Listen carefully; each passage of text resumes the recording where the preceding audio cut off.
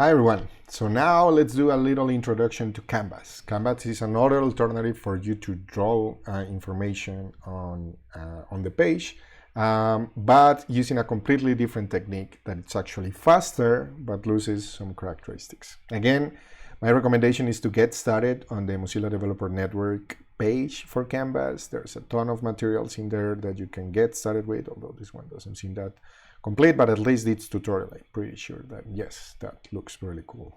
Animations, I didn't know that it had that. I have to read that one.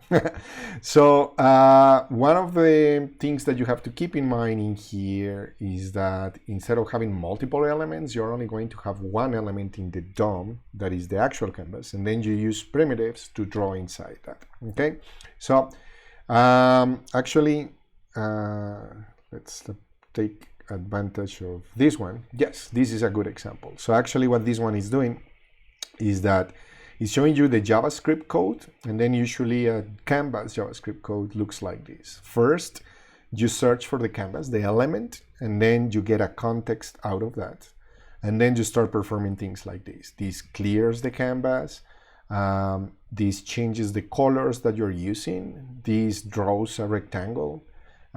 This translates, rotates, and things like that. And it's actually, wow, that's a beautiful example. It's doing that one there. Okay, so let's actually come in here and use the example that we use for SVG and try to replicate that same thing on Canvas. So basically, I'm going to change this like that.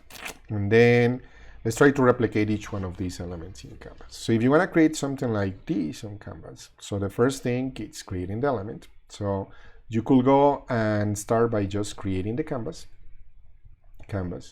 and then setting what is the width and the height of it. So in this case, we can do it like this and that.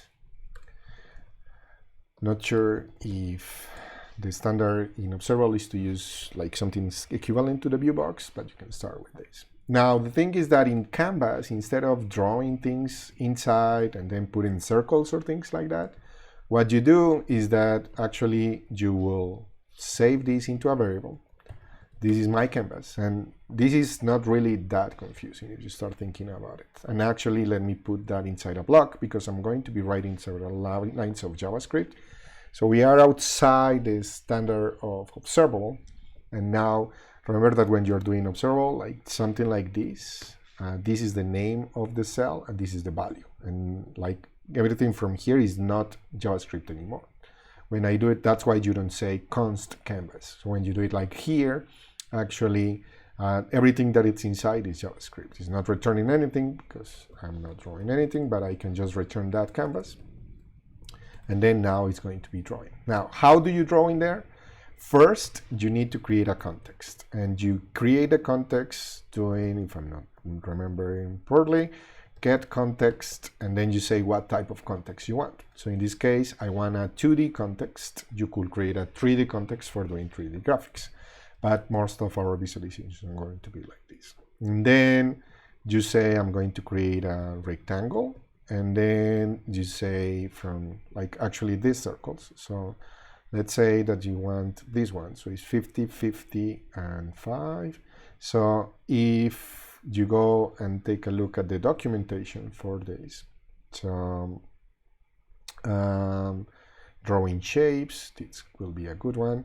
So you have rectangles, and that's the one I wanted to do. You also have paths, and if you want to create circles, actually you do it with arcs, which is super weird. And then what you see in there is X, Y, radius, and then the first like how you say angle, the angle start, and then the angle end, which is usually like this, like if it is the beginning and the end. And usually you have to move to the position where you want to draw it.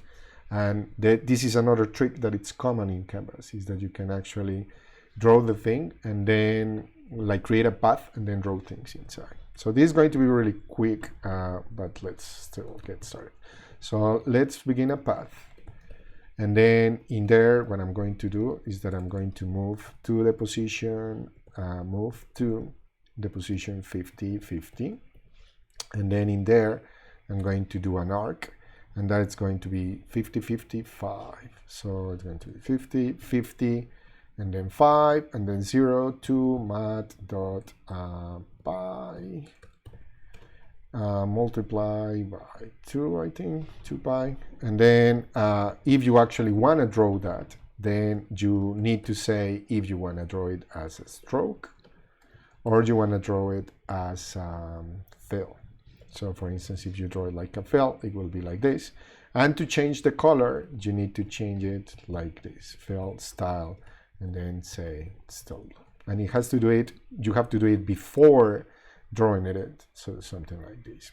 If you want this to have like both the fill and also the stroke, then you can do it like this, like stroke style and then black.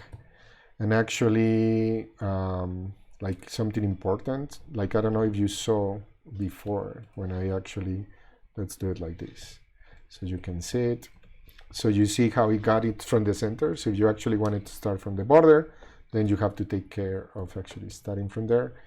That seems a little bit better, although I still have like an error or something. But anyhow, so for the moment, for the sake of it, let's just say that I'm going to draw the filling and then the border.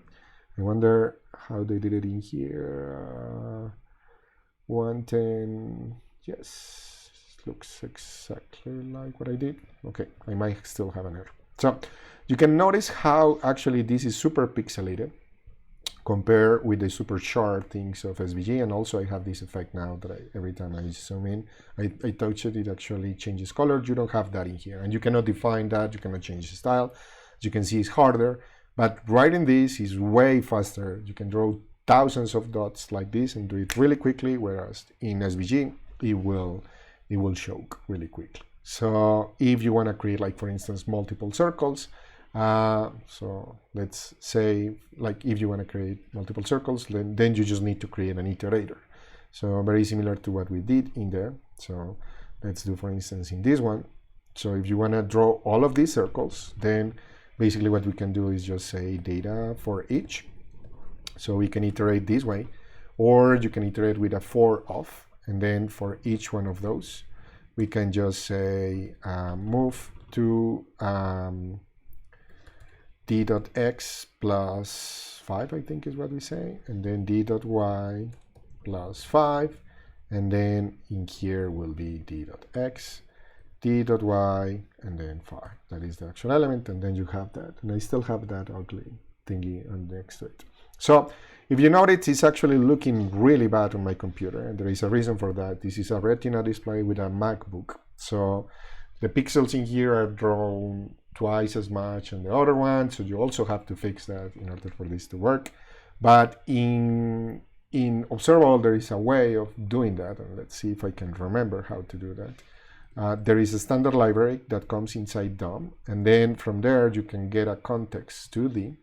So now you don't have the canvas anymore. So actually let me keep this code for reference. So if you want to fix that, go and search on Stack Overflow how to scale a canvas for a MacBook Pro.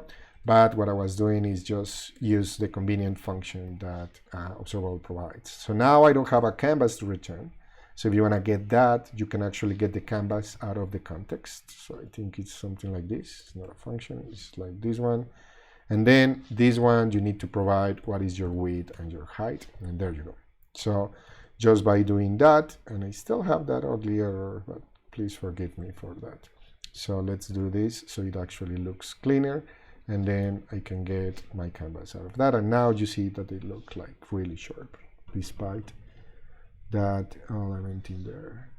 So it's starting in the, oh, it's because it's, so it's starting here. There we go. Interesting. So think about it. So that is for that. If you want to draw letter elements, go and check the documentation on how to do it in there. But basically, that's the key. That is going to be huge when you're drawing with SVG and D3, because in D3 basically you bind data to elements, whereas in Canvas you cannot do that. So actually, when you're drawing things on Canvas, you're always going to be doing a lot of these nasty code. It takes a while getting used to it, but again, it's a benefit because you can actually scale up more easily.